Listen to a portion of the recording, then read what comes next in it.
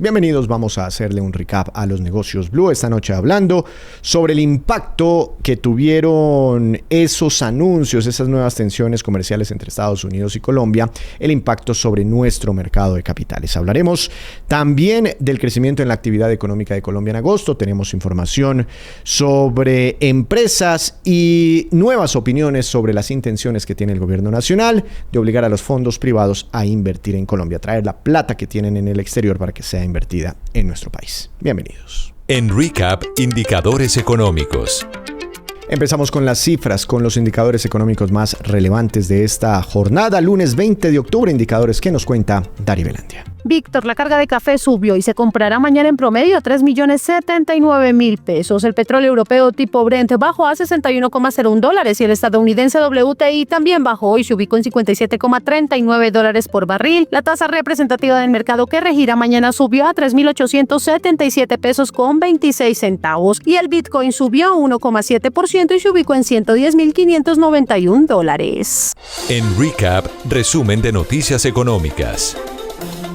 Empezamos este resumen de noticias económicas hablando de la reacción que tuvieron los activos colombianos, el peso, la bolsa, en fin, tras estas nuevas tensiones comerciales entre Colombia y Estados Unidos en una jornada positiva para los mercados más importantes del mundo. ¿Pero cómo? En este contexto le fue a Colombia. Natalia Avendaño. En medio de las tensiones comerciales entre Colombia y Estados Unidos, ante la expectativa de nuevos aranceles, el mercado accionario local registró este lunes un comportamiento contrario al de otros países. Mientras los principales índices de Brasil y Chile avanzaron ligeramente y Wall Street cerró con ganancias superiores al 1%, el índice Colcap de la Bolsa de Valores de Colombia retrocedió 1,39%. En el mercado cambiario, el dólar subió 67 pesos, alcanzando un precio promedio de 3.875 pesos, en contraste con lo observado en otras economías de la región, donde la divisa estadounidense perdió terreno.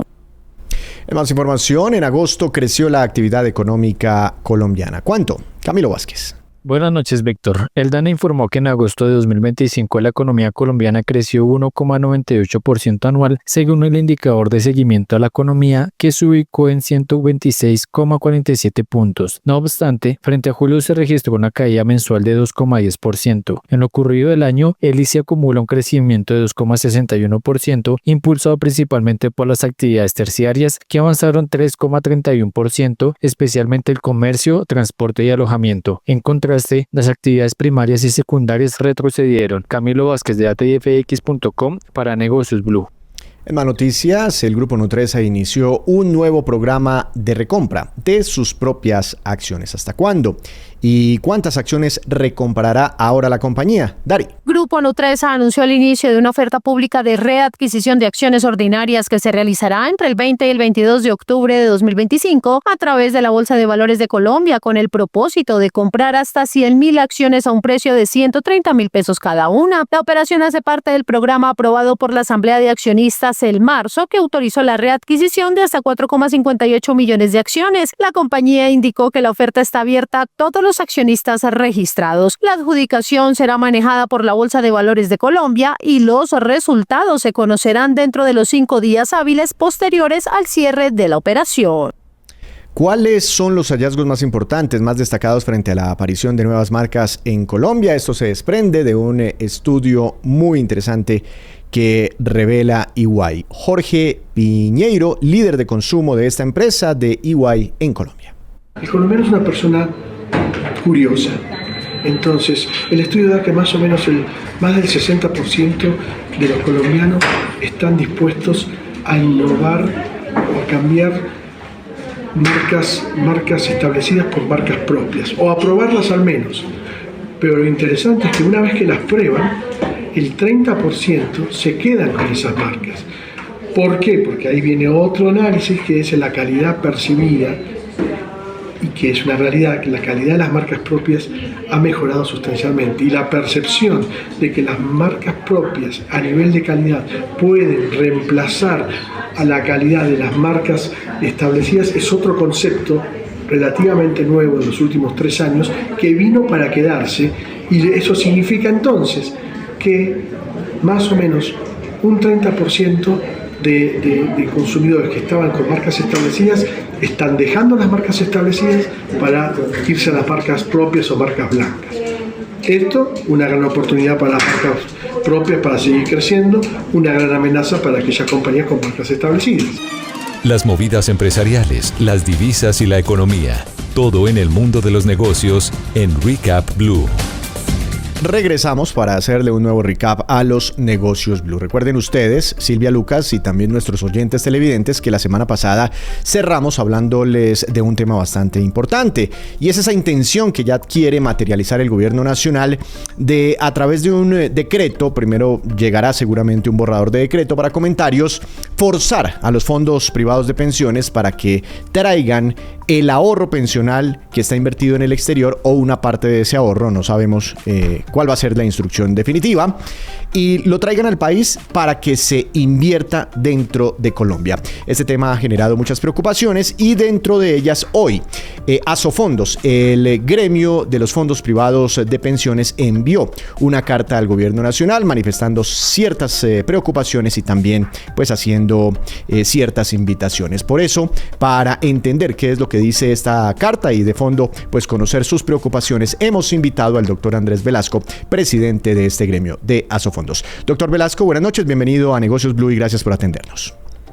Buenas noches, Víctor. Muchas gracias por tenernos acá para hablar de estos temas que a veces son complejos de entender. Pero son complejos de entender, pero en la mitad están 19 millones de colombianos, ¿verdad? Que son los dueños de esa plata. Yo creo que hay que empezar por ahí. Los fondos de pensiones administramos el ahorro de los trabajadores colombianos que han consignado con su confianza durante 25 años en estos 4 fondos, Colfondos, Porvenir, Protección, Escandia. Esa plata es de ellos. Los fondos de pensiones no tocamos esos recursos y es lo que va a garantizar pues la formación de esas pensiones cuando las personas lleguen a edad pensional. Y durante estos 20, 25 años, ese ahorro, ¿cuánto ha acumulado producto de los aportes que hacemos esas 19 millones de personas cada mes? Y me imagino que producto también de los rendimientos históricos. ¿Cuánta plata hay en ese famoso ahorro pensional? Sí, hoy en día, para poner cifras cerradas, hay cerca de 500 billones de pesos, son 500 más 12 ceros, y eso, pues todo, hasta el último centavo, pertenece a trabajadores colombianos. Bueno, yo recuerdo que hace poquito se aprobó en el Congreso de la República un presupuesto general de la Nación para el próximo año por una cifra parecida, ¿no? Entonces estamos hablando de mucha plata. Es el tamaño de un presupuesto de un país como Colombia. Eso es correcto. Es un 30% del Producto Interno Bruto. Para ponerlo en otras palabras, es el 30% de lo que producimos los colombianos en un año, todos los colombianos en un año. Y de esos 500 billones de pesos, ¿cuánta plata está invertida en el exterior, doctor Velasco? Más o menos el 50% de esa plata está invertida en el exterior. En diferentes vehículos. Hay cosas en renta fija, que son títulos que tienen una tasa de interés fija, por eso se llama renta fija. Hay cosas en renta variable, que por ejemplo son acciones que van cambiando en cada momento del tiempo su precio. Hay cosas a través de vehículos de inversión como fiducias internacionales, fondos de capital privado. Hay toda clase de inversiones que ha permitido la regulación colombiana durante todo este tiempo. La regulación colombiana ha sido muy inteligente en permitir diversificar esos recursos, que no es otra cosa que no ponga todos los huevos en la misma canasta. Claro, estamos hablando de mucho dinero también, el que está en el exterior, 250 billones de pesos, mal contados 50.000, 60.000, más de 60.000 millones de dólares. Ahora sí, doctor Velasco, ¿cuál es el propósito de la carta? ¿Qué dicen ustedes en esa carta que envían hoy al gobierno nacional? Sí, la semana pasada en un foro, el foro de Asofiduciarias, la directora de la Unidad de Regulación Financiera, la doctora Mónica Higuera, contó que el gobierno nacional tenía dentro de sus objetivos de corto plazo, sacar un decreto para modificar el régimen de inversiones de los fondos de pensiones, que le había pedido a la URF, a la unidad que ella dirige, que hiciera el estudio pues, para que planteara este decreto, que básicamente decía: hay que restringir la posibilidad de que los fondos tengan una exposición, o sea, tengan inversiones o tengan tantas inversiones fuera del país. Entonces esto obviamente genera una alarma en nosotros porque los portafolios de los fondos de pensiones se han construido pensando en el beneficio de los trabajadores colombianos, buscando la mayor rentabilidad, la gestión de riesgo y la gestión de la liquidez de una forma pues lo más óptimo posible, y cualquier restricción a la diversificación pues afecta las pensiones de los colombianos en el futuro, pero no solamente eso, sino las cuentas del pasivo pensional. Pero ¿por qué? Yo aquí estoy leyendo la carta, doctor Velasco, y bueno, hemos hablado también con otros analistas que ya nos han explicado pues que perder esa oportunidad de diversificar el portafolio pues sería un gran error. Pero leyendo la carta, además de eso, dicen ustedes que hay preocupaciones por el impacto sobre las finanzas públicas. ¿De dónde vendría ese impacto? Si yo me imagino que esos 500 billones de pesos pues son plata privada de la gente. ¿Cómo esto va a afectar las finanzas de la nación?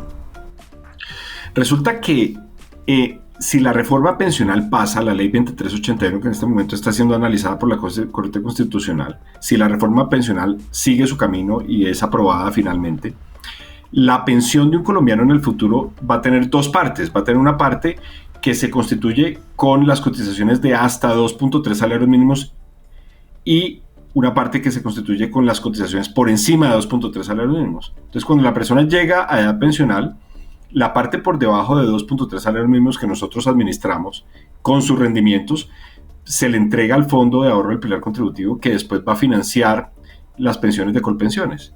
Entonces, en la medida en que existe una restricción a la inversión en el extranjero y que no se logren constituir activos que sean tan rentables como los que hemos venido comprando para los trabajadores colombianos en todos estos últimos años, pues la nación va a tener menos recursos para responder por esa parte básica, ¿cierto? Y lo que se conoce como el pasivo pensional, la deuda, el valor presente de toda la deuda de las pensiones de la nación, pues va a aumentar porque va a haber menos plata para que Colpensiones responda por esas pensiones. Entonces, esto es un problema para los trabajadores colombianos porque es sus pensiones, es su ahorro, es su esfuerzo, pero también es un problema fiscal, o podría ser un problema fiscal en la medida en que afecte el tamaño de los recursos que el gobierno va a tener en el futuro para pagar las pensiones. Le entiendo, es decir, si hay menos plata disponible de ese ahorro pensional que se ha construido por los privados y por los rendimientos, pues para cumplir con unas obligaciones, con unas pensiones en el futuro, se tendría que sacar más plata del presupuesto general de la nación. Ya le entendí.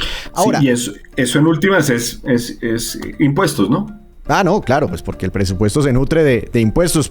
Volviendo al tema del presupuesto general de la nación del próximo año, pues se nutre, digamos, la principal fuente de financiamiento de ese presupuesto es el pago de impuestos, incluyendo, ¿no?, la nueva reforma tributaria que espera aprobar el gobierno nacional en el Congreso de la República. Estoy leyendo otro pedazo de la carta, otro párrafo de esa carta al gobierno nacional, y ustedes también muestran una preocupación por los precios de los activos, es decir, esa plata está invertida en unos títulos que tienen unos precios, ¿no?, y unas rentabilidades.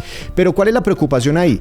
Que si eventualmente los obligan a traer esos 250 billones de pesos a Colombia, ¿ese proceso de liquidación de activos afecta a esos precios o esos precios se afectan en el momento de hacer las nuevas inversiones en Colombia? ¿Cuál es la preocupación ahí? Claro, entonces los fondos de pensiones, al tener una gran participación en algunos de esos activos, cuando el gobierno nacional da una orden, vendan. Todavía no sabemos cuánto, digamos, cuál es la propuesta del decreto, estamos esperando, simplemente es una carta de advertencia. Entonces, los que tienen la posibilidad de comprar esos títulos, pues van a tomar una posición estratégica. Es como cuando uno sale a vender desesperado, pues, digamos, obviamente esperamos que ese no sea el caso, pero el precio de esos títulos pues podría ser menor. Entonces terminamos vendiendo barato allá porque vendemos, digamos, para cumplir una regulación. No esperamos a las mejores condiciones del mercado para vender los títulos, sino que nos tocaría vender en un momento esos títulos, vender barato, y después coger esos títulos y venir a comprar internamente, ¿cierto? Y la realidad es que no encontramos pues amplias posibilidades de comprar, de reemplazar esas inversiones en Colombia. Entonces nos tocaría comprar caro, ¿de acuerdo? Entonces claro, hay el cumplir la orden cuando ella se produzca, si es que se produce, ojalá que no, pues va a implicar también una pérdida para el valor de los ahorros de los colombianos. Ahora, doctor Velasco, con un ánimo propositivo de construir país, sin ser mal pensados, porque mucha gente está diciendo, no, es que van a traer esta plata para robársela o para financiar al gobierno ahorita en época preelectoral, en fin. Siendo propositivos, esto se me parece mucho a cuando el presidente Petro, no digo amenazó, pero sí digo que anunció un tema de inversiones forzosas con la cartera crediticia de los bancos colombianos. Al final eso no se dio por decreto, llegaron a un acuerdo bancos y gobierno nacional para irrigar una mayor cantidad de créditos en ciertos sectores que quería el presidente Gustavo Petro, porque él ve ahí unas oportunidades y eran sectores que estaban rezagados, etcétera, etcétera. Se me parece mucho el concepto. ¿Se podría llegar a un acuerdo parecido para evitar el decretazo, para evitar esa inversión forzosa de la parte que está en el exterior aquí en Colombia, que voluntariamente o a través de algún acuerdo entre las dos partes se irrigue cierta cantidad de dinero, no sé, para los propósitos que se busquen, o este tema del deber fiduciario de buscar la mejor rentabilidad para los ahorradores lo impediría? Aquí digamos, claro que sí, todas las puertas abiertas, pero tal vez lo que hay que decir es que los fondos constantemente estamos en nuestra función de buscar las mejores inversiones interna y externamente. Y en el país buscamos poder participar en todos los proyectos de inversión. Cualquier persona que esté vinculada al mercado de capitales o que haga inversiones sabe que los fondos de pensiones hemos invertido en todos los sectores productivos, en infraestructura, en proyectos agropecuarios, en proyectos de vivienda, en proyectos de generación de energía, de transmisión de energía, en proyectos de transporte masivo.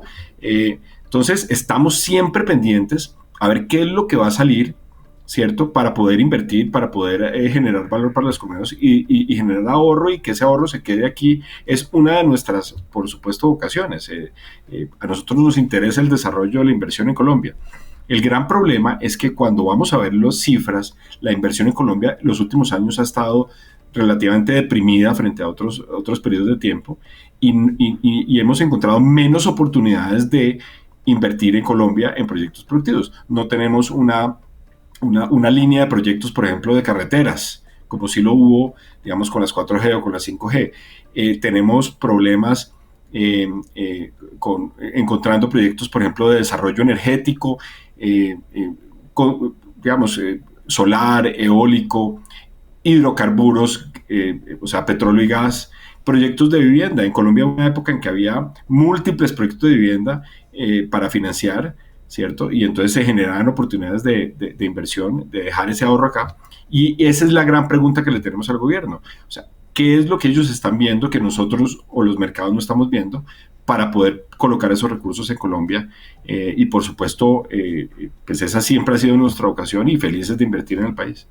Pues doctor Velasco, veremos entonces cómo finalmente sale el decreto. Aparentemente esto ocurrirá en los próximos días. Muchas gracias por contarnos, explicarnos las intenciones de esta carta que ustedes enviaron hoy al gobierno nacional. Muchas gracias, que tenga una feliz noche. Muchas gracias, Víctor.